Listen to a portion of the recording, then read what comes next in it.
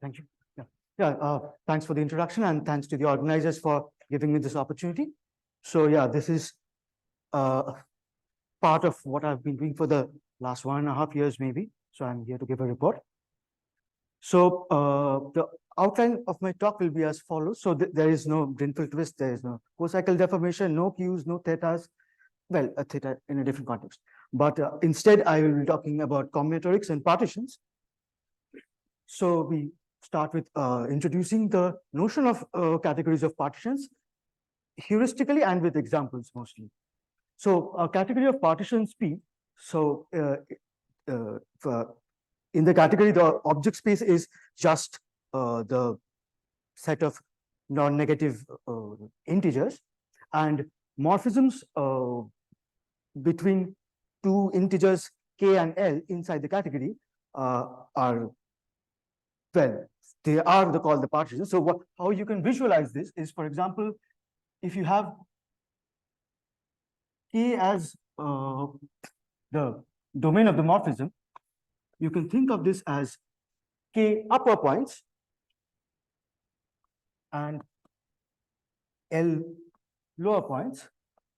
And what a partition does is basically is how many lines you have drawn so that they are joined together. All of them need not be connected with each other. So these are heuristically the definition of the morphisms in the category of partitions. There are adriems. So for example, first of all, you have to be, you need to have the definition of composition of morphisms. So if you have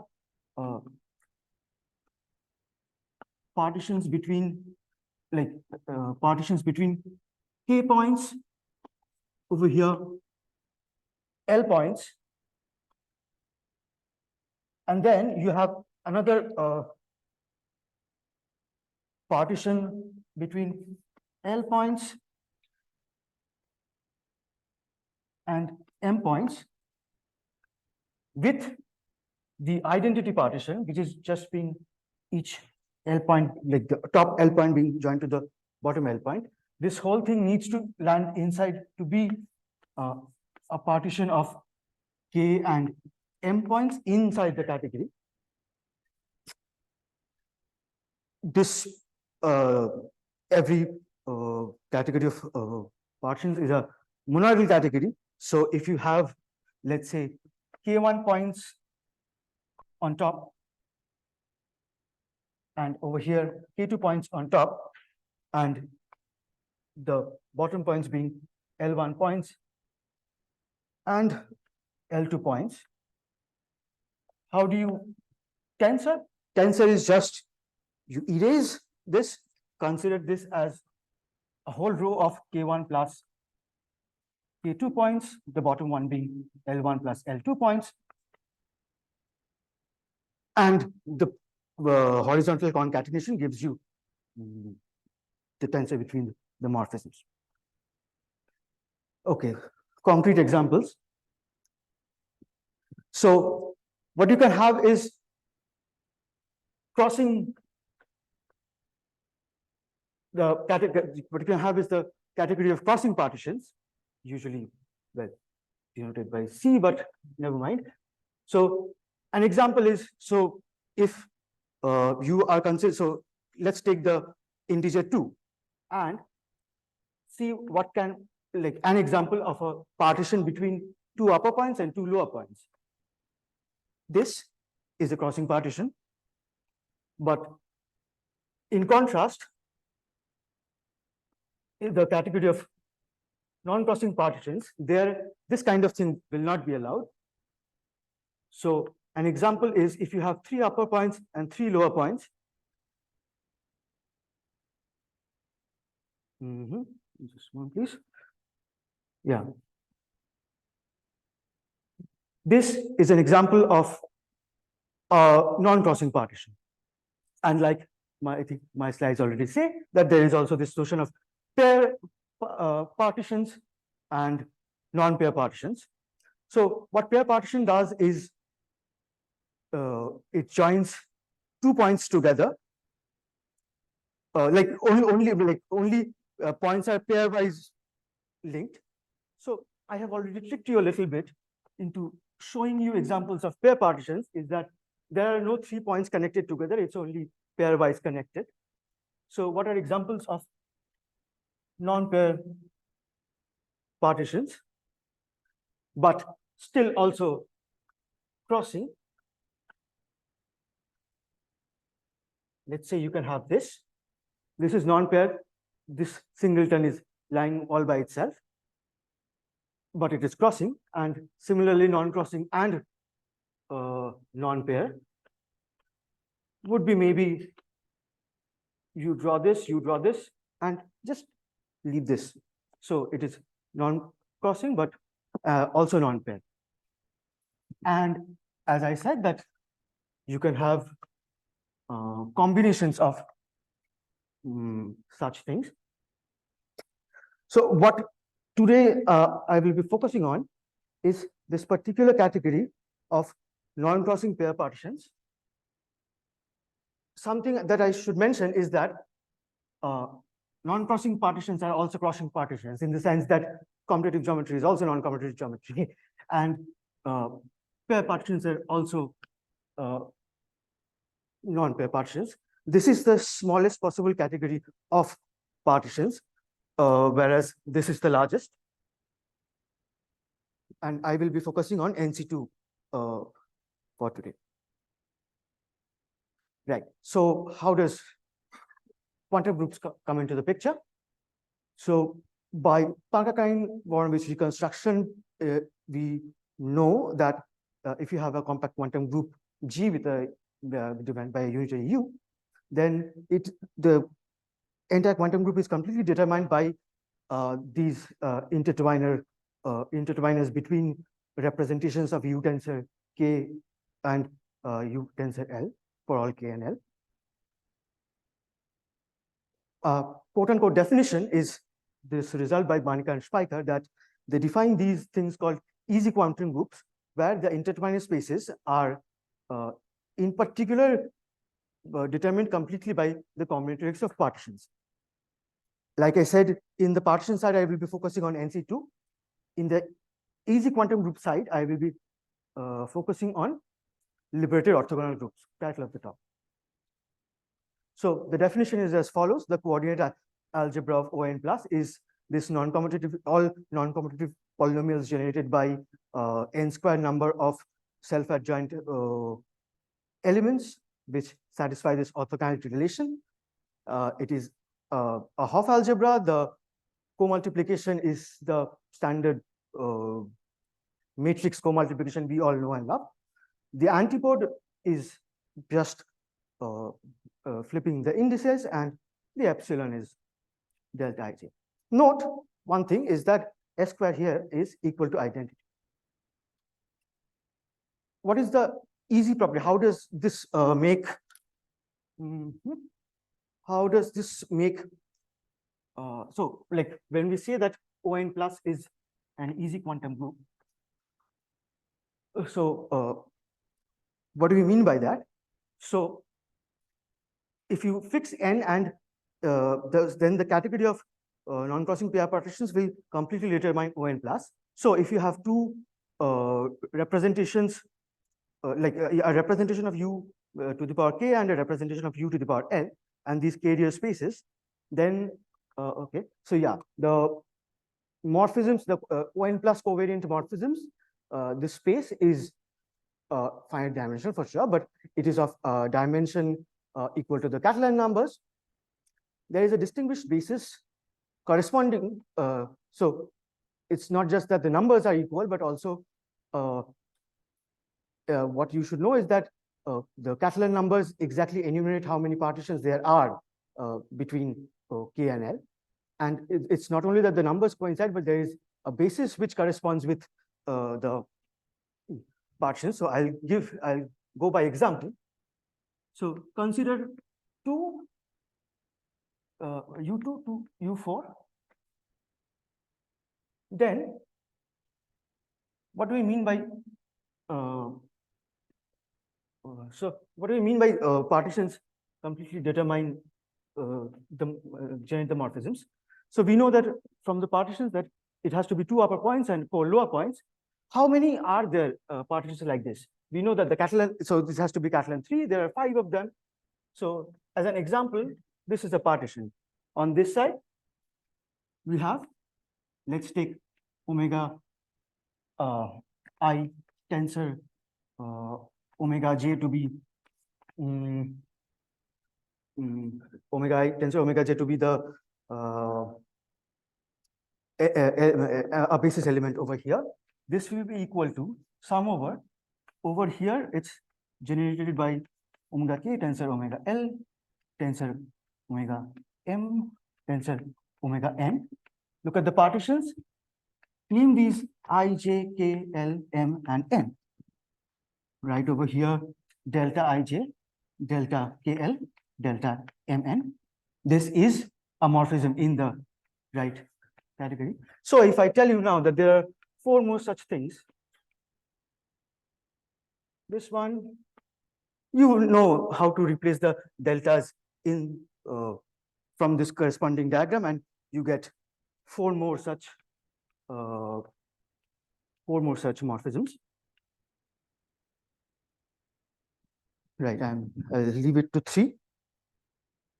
So yeah, so this is why ON plus is an easy quantum group, and why NC2 is a really nice way to understand morphisms between like the carrier spaces of representations of ON plus. Note one thing here is that the Catalan numbers is given by K plus L by 2. So you can not have morphisms from an even powered representation to an odd powered representation, because so it means that there do not exist any such morphisms for ON plus. Right.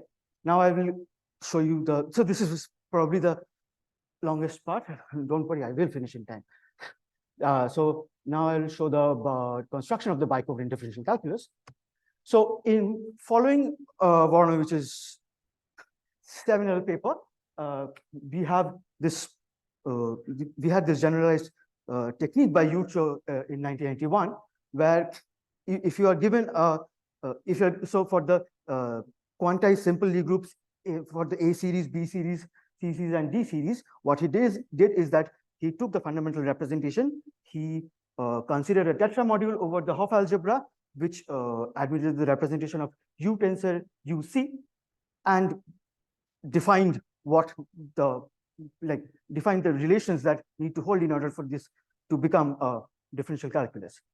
We want to try if this, see if this works at all. Note that ON plus is self-contragradient, S of Uij is Uji. So we want to construct a tetramodule over the coordinate algebra, which admits representation, which admits the representation U tensor U. So construction, by fiat, we define n square elements omega ij, and we say that these will be the basic a basis for my left invariant elements inside my space of 1 forms. I say that omega ij does admit the U tensor U co-representation, and once I have and these are compatible, and once I have that I have these this is bicomodule structure, I span it from the right by H and say that voila, we are done. But is this really well defined? Because I have not said what is the left H module structure. So if I have omega ij and these generators UKL, I need to be able to know how the U jumps over the omega. Well, by the fundamental theorem of Hopf modules, there should exist a pair of families, these F prime and F double primes, in the Hopf dual of H, such that given omega ij UKL, this is the exact rule that needs to be satisfied to get the commuting. Well, we solve for Fij's. So there is only like other than the structure of ON plus, we have only very little information. We have that we know that it is in the Hopf dual. So the co-multiplication structure of Fij will be induced by the multiplication structure of the algebra. And we know that we want this to be a right comodule as well as a left module. So this is the compatibility relation over here. So with these two restraints, we find solutions for Fij's. So the solution, so because like multiplication on F is completely determined by multiplication between the F's is completely determined by co-multiplication on the generators. So it is enough to find out what my Fij UKL will be. So I say that it is of this particular following form. Forget the Kronecker deltas. Just note that there are four constants over here. So solution one is that the C1 is equal to 1, the others are 0. This is the commutative, there is classical, like H is commutative and this is the classical solution. Very good. Commutative geometry is also non-commutative geometry. And H is truly non-commutative. Then C1 is equal to 0. C2 equals C3 plus C4. So if you remember, I had said there are only two constraints on my Fij's. The first constraint gives me these two equations, and the second constraint gives me these two equations. Note this n-2. This is important. This is a little convolutedly worded, but this is intentional. I want to say that this can be not for this talk, but I want to be able to say that this can be something more than free. Right. But just finding out these Fij's, candidate for Fij's will not work. I have to also say what F prime convolved with F double prime has to be. So for n equals to 2, we can see here that C2 is equal to 0. There are only two non-equivalent solutions. There is only one choice. Just take a look at the primes, ignore the double primes. Is C3 prime lesser than or greater than equal to C4? The only condition, and this gives two non-equivalent solutions. For n greater than equal to 3, there are 4. Now there are two choices. C2 prime is no longer 0, so there is a plus and a minus choice. And over here, there is also two more choices. So 2 times 2 is 4. Right. So I say that I have found these tetra modules, but there are two more conditions that a first order differential calculus needs to satisfy before we can call it a differential calculus. So we need the exterior derivative. Well, there exists up to scalar only one element in omega On plus, which is co-invariant with respect to both the left coaction and the right coaction of the half algebra. That is the sum of the diagonals, sum of the diagonal elements. This is quite well known that if you have a bico-invariant element in your space of one forms, then this commutator indeed defines a bicovariant exterior derivative. Spanning condition, this is the final condition, and sometimes you only land up with a differential graded algebra, not a full differential calculus. So is this satisfied? No, not always. So when n equals to 2, it is the image of the half algebra is generated by this theta, this bico-invariant theta, and it is not the entire omega 1 On plus V3 had so hopefully constructed. But for n greater than equal to 3, all of them, this is indeed the spanning condition is satisfied. Is this unique? Because this was quite an ad hoc construction. What I can give it as follows is that in this paper by the Chamberlain from 2014, it can be deduced that there is no non-trivial tetramodule over H, which is of lesser dimension. I mean, you can, if you want an infinite dimensional, sure, you can take the universal, but if you want to like keep things at check, so you want as small as possible. So there is nothing equivalent and non-trivial, like non-equivalent, non-trivial, something which is of lesser dimension. And every exterior derivative on these omega 1 On plus, these have to be inner derivatives. I defensively say that these are defined using monodromy equivalence. I really have done something which you cannot obtain from this paper. Right. So final words touch is that how I won't go on to prove the fundamental theorem or anything, but like how could we start doing Riemannian geometry on On plus? We give a definition which is similar to something Jyotishman gave, is that we define the matrix. We define the matrix on my omega 1 as morphisms which are left and right like which admit which are left and right co-invariant and which has a right half algebra action. That is, it is inside this category, and these satisfy. I am not going into what my non-reducible condition will be, but it's equivalent to what everybody else takes. It's all fine. Now we come back to partitions, which we had spent so much time on. What is the classification? What are the kind of matrix that there can exist with my definition on this omega 1? So Heckenberger-Schmuth from 95, you can, with a little bit of tweaking, you can say that, well, bicovariant pseudo-Riemannian matrix, these are in one-to-one correspondence with morphisms from U tensor 4 to the, excuse me, trivial representation. Banica and Speicher from 2009. So this, when I was describing the ON plus characterization as an easy quantum group, they show that morphisms from U tensor 4 to the trivial one is given by NC to 4, 0. The classification result is as follows, that from between 4 upper dots and 0 lower dots, there can be only 2 non-crossing pair partitions. Over here, I had played a game. I have maybe erased it. No, yeah, over there I had played this game where, given a partition, I can obtain an interdeterminer. I define these. So there are exactly 2 linearly independent matrix over here. This thing, notice the star. This is the non-degeneracy, which I was not going to talk about. So, but this is constraint we still need. And these G's are defined as follows. These Kronecker deltas. You have something in U tensor 4, and you land in U tensor 0. Note one thing that I will not elaborate on this, but note one thing is that this has the knife symmetry. That is, GA for any G of omega ij tensor omega KL is equal to G of omega KL tensor omega ij, even though the flip itself is not a morphism in the category. Connections similarly are given as follows using the Heckenberger-Schmuth and Banica-Speicher together technique. What we can say is that for a connection, we only need to take care of the linear part, not the Leibniz part. So the linear part is again given by, we know that this is U tensor 2 and this is U tensor 4.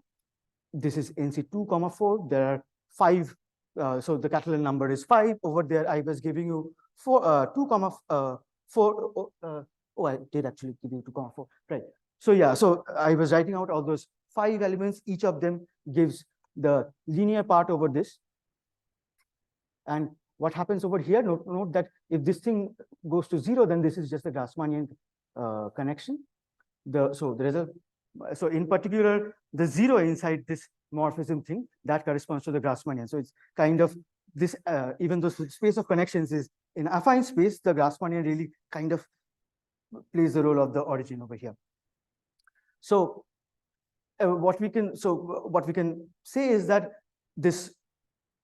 a lot of questions in Riemannian geometry, it's difficult to scale up to higher dimensions. Over here, using these, and this is for all n. So what we can say is that a lot of results, they are going to be scalable results if we use this technique. And I am not going to, as I said, I will not go into any fundamental theorem proofs or anything. I will just say that there is more. So we only talked about NC2. So this over here, this little this diamond inside over here, this is the characterization of all easy quantum groups. This was achieved by Raumann Weber in 2016. There are 7 of them. So here I have written something called cross. So cross is the empty is the classical thing. I talked about plus, which is liberation. And if you remember that I had very strangely worded this thing about commutative half algebra and non-commutative half algebra, there is something called the half liberations. That little gap over there, it is related to the half liberated ON plus. And this is the overall picture that easy quantum groups and some other things do satisfy over here. Is there a couple of minutes to give a remark at the end, or should I wrap up? Oh, okay. Oh, very nice. So yeah, then then before anybody else asks, but why should we care? So I'll tell you why I care. So I am interested in studying idempotence in braided monadal categories where the braiding is not identity. So non-symmetric braided monadal categories. If I am going to be modeling something, so looking at tetramodules over a Hopf algebra is pretty, I mean, a reasonable thing to do. And in particular, it would be very nice if I could talk about bicovariant differential calculi on Hopf algebras.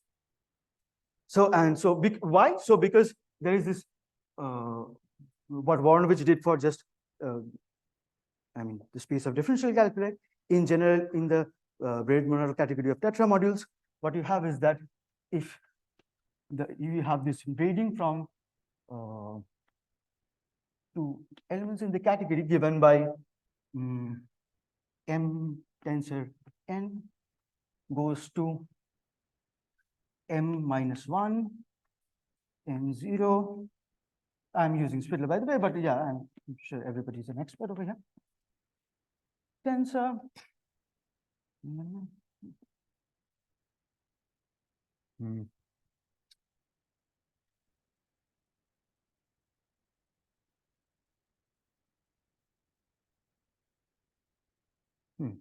Yeah. So the braiding is given by this, unless like something very nice happens. This braiding usually is not sigma square equals identity. In particular, if you do sigma twice, this antipode thing, the business that comes in, it actually starts to exponential. So the S square terms start to crop up.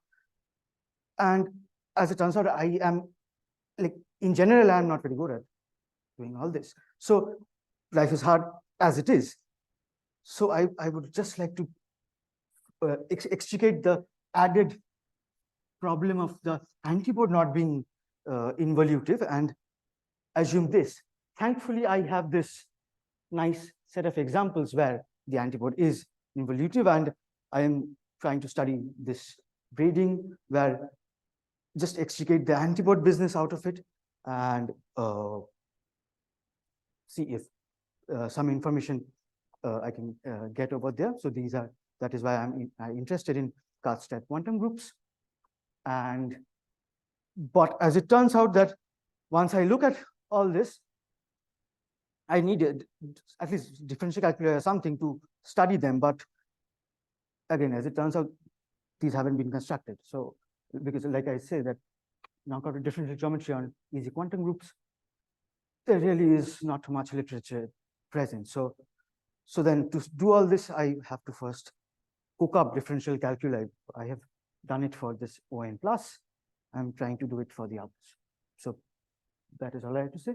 Thank you, Abatsu.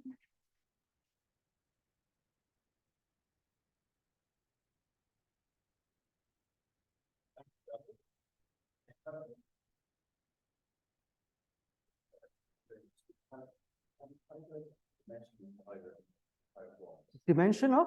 So the extension. So yeah, so you're talking about the dimension of higher forms. So when I said scaling of dimension, I meant about the n, ON plus the n of ON plus. You're talking about omega to the power the other ones, right? Yeah. So for that again, so one of the reasons why I'm interested in projections is because like anti-symmetrization happens via this projection. So I'm still trying to understand this sigma. I have a very nice expression of this sigma with respect to the pair partitions. I know exactly how it looks. But cooking up projections out of that sigma is, I mean, there's a give and take. So yeah, that is what and I can tell you something is, which is that in the Deshan-Bolan paper, they use, so all these ON plus are monadal equivalent to some SUQ2s. So can you push everything like Y monadal equivalence and get everything? So we know that for SUQ2, this sigma, it satisfies the polynomial. For ON plus, it does not.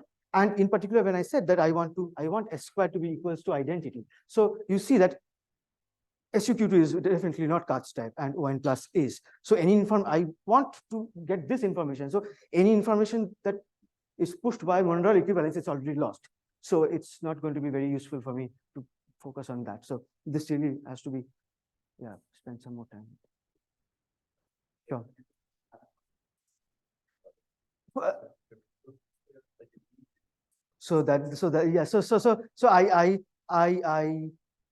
Yeah, I know the for Fij prime star F KL prime, there is of course the chi ij prime chi.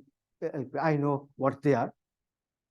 I have a candidate to for what you want, your E's, K's, and F's. I have to sit down and compute that. Yeah. Yeah.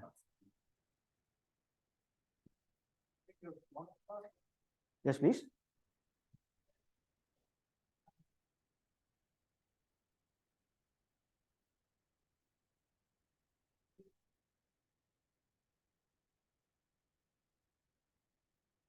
I'm sorry, conditions for what? Yes.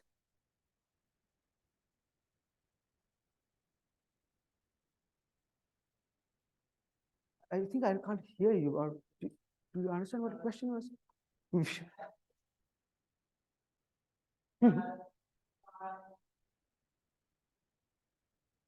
Connections, yes.